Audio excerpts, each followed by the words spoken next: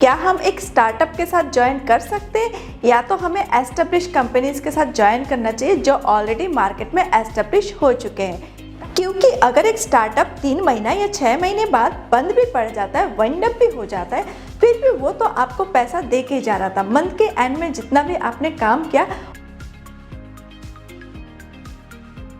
Job career शुरू करने के टाइम पे या जॉब स्विच करने के टाइम पे हमारे मन में एक कश्मकश पैदा होता है कि हम कहाँ पे ज्वाइन करें। क्या हम एक स्टार्टअप के साथ ज्वाइन कर सकते हैं या तो हमें एस्टेब्लिश कंपनीज के साथ ज्वाइन करना चाहिए जो ऑलरेडी मार्केट में एस्टेब्लिश हो चुके हैं। कहाँ पे हमारा फ्यूचर सिक्योर होगा, ये क्वेश्चन मन में आता है और इस कश्मकश में बहुत सारे लोग डिसीजन नहीं ले पाते। अगर आपके मन में भी इस तरह का कोई क्वेश्चन पैदा हो रहा है या कभी हुआ है तो इस चीज़ को आप रिलेट कर पाएंगे।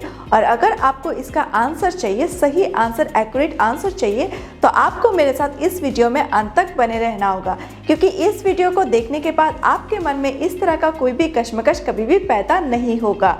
तो आइए शुरू करते हैं। मैं हूं Madhumita Goswami, entrepreneur and director of our digital Sutra. जब हम कोई जॉब कर रहे होते या तो अपनी पढ़ाई कर रहे होते तो हमारे मन में कुछ भी नहीं आता है कि हमें कहाँ पे ज्वाइन करना चाहिए, कौन से कंपनीज के साथ हमें काम करना चाहिए। बट जब हम जॉब स्विच करने की सोचते या अपनी पढ़ाई ख़त्म करके अपनी जॉब के करियर को शुरुआत करने जाते, तब हमारे मन में बहुत सारे सवाल पैदा होते।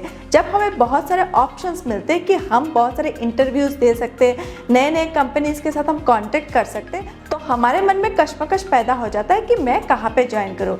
मैं कंपनी ए में ज्वाइन करूँ या कंपनी बी में ज्वाइन करूँ, कंपनी एक्स में ज्वाइन करूँ या कंपनी वाई में ज्वाइन करूँ। इस तरह की कश्मकश पैदा हो जाता है। जब ऑप्शंस ज़्यादा होते हैं तब सिलेक्शन करने में भी प्रॉब्लम हो जाता है, और सिलेक्ट करने में जब बहुत ज़्यादा प्रॉब्लम होता है तो हम किसी डिसीजन पर पहुँच नहीं पाते।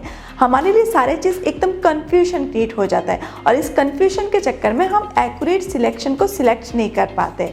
तो क्या करना चाहिए हमें स्टार्टअप के साथ ज्वाइन करना चाहिए या हमें एस्टेब्लिश कंपनीज के साथ ही ज्वाइन करना चाहिए। कहाँ पे हमारा फ्यूचर ज़्यादा सिक्योर है, अगर ये हम समझ नहीं पाए तो हम एक्यूरेट डिसीजन कभी भी नहीं ले सकते।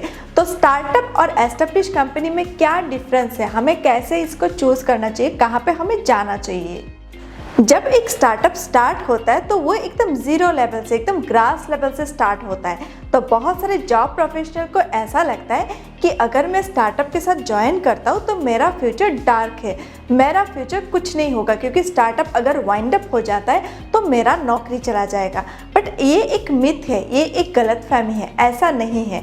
हर एक एस्टेब्लिश बिजनेस जो आज के दौर में मार्केट में लीड कर रहा है वो भी तो एक टाइम पे स्टार्टअप ही थे। हर एक चीज़ ग्रास लेवल से ही शुरू होता है, हर एक कंपनी ग्रास लेवल से ही शुरू होता है, ज़ीरो से ही स्टार्ट होता है और वो धीरे धीरे बढ़ता है और एक दिन जाके वो मार्केट का लीडिंग ब्रांड बनता है। हर एक ब्रांड जिनको हम आज जानते हैं, आज सुबह से लेकर शाम तक जिनको हम यूज़ करते हैं, जितने सारे प्रोडक्ट्स या सर्विसेज को हम यूज़ करते हैं, वो भी एक दिन स्टार्टअप ही थे और स्टार्टअप से आज वो इतने बड़े मुकाम तक पहुँचे हैं। तो स्टार्टअप के साथ ज्वाइन करना कोई गलत डिसीजन नहीं है। अगर आप अपनी जॉब की जर्नी किसी स्टार्टअप के साथ शुरू करते हैं तो ये आपके लिए बेस्ट साबित हो सकता है। अभी पूछिए क्यों? क्योंकि एक स्टार्टअप के अंदर बहुत ज़्यादा मोटिवेशन होता है, बहुत ज़्यादा जोश होता है, जुनून होता है। क्योंकि स्टार्टअप ज़ीरो लेवल से स्टार्ट हो रहा है तो वो धीरे धीरे आगे बढ़ता है। तो उसके अंदर जो ओनर होते हैं, जो को ओनर होते हैं, जो एम्प्लॉयज़ होते हैं, वो अपना कंट्रीब्यूशन 100% देते हैं ताकि वो स्टार्टअप एक दिन एस्टेब्लिश बिजनेस में कन्वर्ट हो। और वहाँ पे बहुत ज़्यादा सीखने को मिलता है। बहुत सारी चीज़ें ऐसे हैं जो आप सीख सकते हैं, जो आपको पैसों से भी नहीं मिलता है। ऐसे एक्सपीरियंस आपको स्टार्टअप के अंदर सीखने को मिलता है। या तो आप एक जॉब प्रोफेशनल है जो अपनी जर्नी को कंटिन्यू कर रहे हैं, जॉब स्विच कर रहे हैं और स्टार्टअप के साथ उस चीज़ को कंटिन्यू करते हैं, तो वहाँ पे आपकी सीखने की लर्निंग लेसन्स बहुत होता है। आपकी कंट्रीब्यूशन से जब एक स्टार्टअप एस्टेब्लिश बिजनेस में कन्वर्ट होगा इन फ्यूचर, तो आपका जो कंट्रीब्यूशन है उसका फल भी आपको मिलता है। तो अगर हम इस पॉइंट ऑफ व्यू से देखें तो स्टार्टअप हमारे जर्नी के लिए बहुत ज़्यादा वैल्यूएबल होते हैं। अगर हम अपनी करियर की जर्नी, अपनी जॉब की जर्नी स्टार्टअप के साथ शुरू करते या कंटिन्यू करते तो ये हमें पॉजिटिव रिजल्ट ही देंगे। मैं आपको ऐसा नहीं बोल रही हूँ कि आपको कोई एस्टेब्लिश कंपनी से जॉब ऑफर हुआ है, आप उसको ठुकरा कर किसी स्टार्टअप को ढूंढे और उनके पास जाए, उनसे आप जॉब मांगे। ऐसा मैं आपको बिल्कुल नहीं बोल रही हूँ, आप इसमें कंफ्यूज मत होइए। अगर आपको कोई एस्टेब्लिश कंपनी के थ्रू ऑफर आ रहा है तो आप उसको एक्सेप्ट कर सकते हैं और अपनी जर्नी को एस्टेब्लिश कंपनी के जॉब के साथ भी शुरू कर सकते हैं या कंटिन्यू कर सकते हैं। ये आपके पास ऑप्शन है। अगर आपके पास ऑप्शन नहीं है, आपको इस तरह का ऑप्शन मिल रहा है कि आपको स्टार्टअप के साथ शुरू करना है, आपको कोई एस्टेब्लिश कंपनी का ऑफर नहीं मिल रहा है या नहीं आ रहा है आपके पास, तो आप स्टार्टअप के साथ शुरू कर सकते हैं। वहाँ पे आपको कंफ्यूज नहीं होना है, आपको अपने दिमाग को गोल गोल नहीं घुमाना है कि मेरा फ्यूचर नहीं हो पाएगा एक स्टार्टअप के साथ। स्टार्टअप के साथ फ्यूचर अंधेरा है, फ्यूचर डार्क है, इस चीज़ को अपने दिमाग से आपको निकालना है। मेरा मिशन यही है कि आपके विजन को मुझे क्लियर करना है कि स्टार्टअप के रिलेटेड जो मिथ है उसको मुझे निकालना है। और एक बात मैं अपने एक्सपीरियंस से आप लोगों के साथ शेयर करने जा रही हूँ। अगर आप एक स्टार्टअप में ज्वाइन करते, एक स्टार्टअप का अगर आप हिस्सा होते, तो वहाँ पे इमोशनल कनेक्ट होता है और वो इमोशनल कनेक्ट आपको लॉन्ग टाइम तक ड्राइव करता है। आप अपने कंपनी को अपनी तरह से ड्राइव करते, नए नए इनोवेशन आइडियाज़ को आप वहाँ पे इम्प्लीमेंटेशन कर सकते डिस्कशन के ज़रिए। बट अगर आप एक एस्टेब्लिश कंपनी में ज्वाइन करते तो वहाँ पे ऑलरेडी सब कुछ सेट है, ऑलरेडी सब कुछ सेट वे में चल रहा है। वहाँ पे आपके नए आइडियाज़ हो सकता है आपको डिस्कस करने का मौका ही ना मिले। तो हो सकता है एक स्टार्टअप के अंदर आपके इनोवेटिव आइडियाज़ को आप इम्प्लीमेंट करके उस स्टार्टअप को एक मुकाम तक पहुँचा सके, ताकि फ्यूचर में उसके लिए आपको भी रिकॉग्नाइजेशन मिले।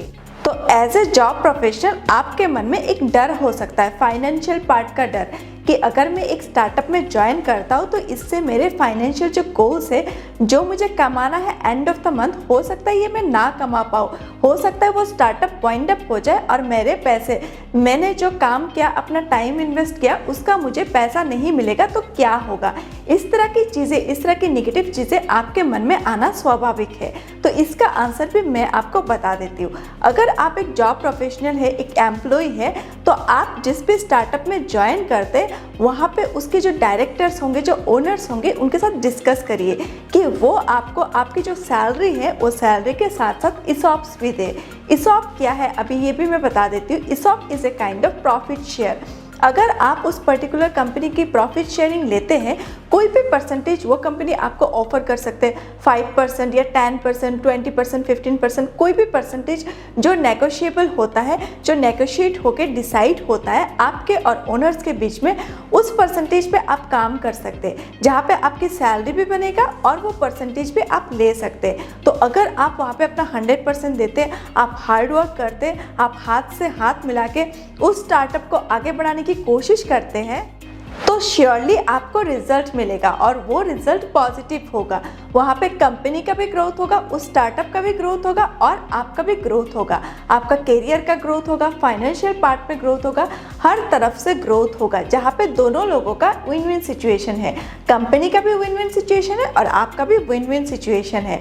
और एस्टेब्लिश कंपनी में अगर आप जाते हैं तो वहाँ पे सब कुछ सेट रहता है। वहाँ पे सिर्फ आपको जाना है और आपको अपना टाइम देना है और उसका पैसा लेना है। वहाँ पे हो सकता है आपका फाइनेंशियल पार्ट सिक्योर है, बट बाकी के जो ग्रोथ है, फाइनेंशियल पार्ट को छोड़कर बाकी के जो ग्रोथ है, उस पे ग्रोथ के आपका लिमिटेशन रहता है। तो अगर आपको अनलिमिटेड ग्रोथ चाहिए तो आपको एक स्टार्टअप के साथ ज्वाइन करना चाहिए।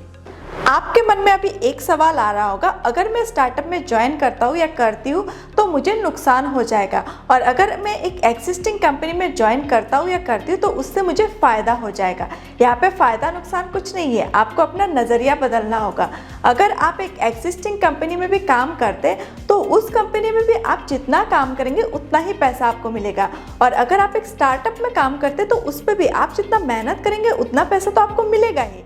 क्योंकि अगर एक स्टार्टअप 3 महीना या 6 महीने बाद बंद भी पड़ जाता है, वाइंड अप भी हो जाता है, फिर भी वो तो आपको पैसा दे के जा रहा था। मंथ के एंड में जितना भी आपने काम किया उसके अकॉर्डिंग तो आपको पैसा मिला ही है। क्योंकि वो अगर 6 महीने बाद बंद हो रहा है तो 6 महीने तक तो आपको बिना पैसे का कोई काम नहीं कराएगा, ऑब्वियसली तो आपका फाइनेंशियल पार्ट तो फुलफिल हो ही रहा है। आप चाहे स्टार्टअप में ज्वाइन करें, चाहे आप कोई एक्सिस्टिंग कंपनी में 10 साल पुराने किसी एक्सिस्टिंग कंपनी में काम कर रहे हैं, हर जगह आपके फाइनेंशियल गोल पूरा हो रहे आपके परफॉर्मेंस के ऊपर बेस करके। अगर आपका परफॉर्मेंस अच्छा ना हो तो स्टार्टअप भी आपको निकाल देगा और जो एक्सिस्टिंग कंपनी है वो भी आपको निकाल ही देंगे, क्योंकि एक्सिस्टिंग कंपनी के अंदर भी आप उस कंपनी को टेकन फॉर ग्रांटेड नहीं ले सकते।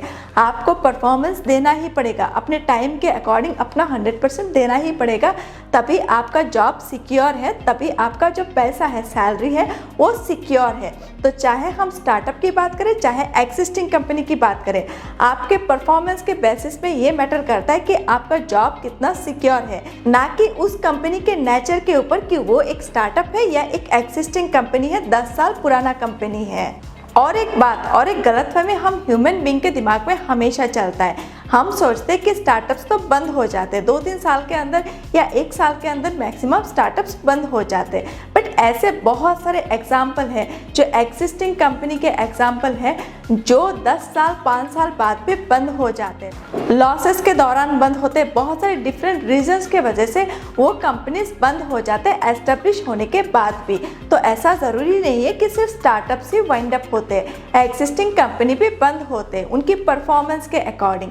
तो आप किसी को जज नहीं कर सकते, किसी भी कंपनी को जज नहीं कर सकते कि ये कंपनी स्टार्टअप है बोल के ये बंद हो जाएगा और ये एक्सिस्टिंग है बोल के ये लॉन्ग टाइम तक चलेगा। तो आशा करती हूँ आज की ये वीडियो देखने के बाद आपके मन में अगर कोई भी कन्फ्यूजन था कि स्टार्टअप को ज्वाइन करें या एक्सिस्टिंग कंपनी को, इस कन्फ्यूजन को आपने क्लियर कर लिया है और आज के बाद इस तरह की कोई भी कन्फ्यूजन आपके मन में कभी पैदा भी नहीं होगा। तो हमारे चैनल पे बार बार आके हमारे वीडियोस को देखने के लिए, हमारे चैनल को सब्सक्राइब करके बेल आइकन को हिट करने के लिए आपको बहुत बहुत शुक्रिया। साथ ही साथ हमारे वीडियोस को, इन्फॉर्मेटिव वीडियोस को अपने नेटवर्क में अपने फ्रेंड्स, फैमिलीज और रिलेटिव्स के साथ शेयर करने के लिए आपको दिल से शुक्रिया। तो मिलते हैं एक नेक्स्ट वीडियो में, तब तक के लिए सीखते रहिए, आगे बढ़ते रहिए। धन्यवाद।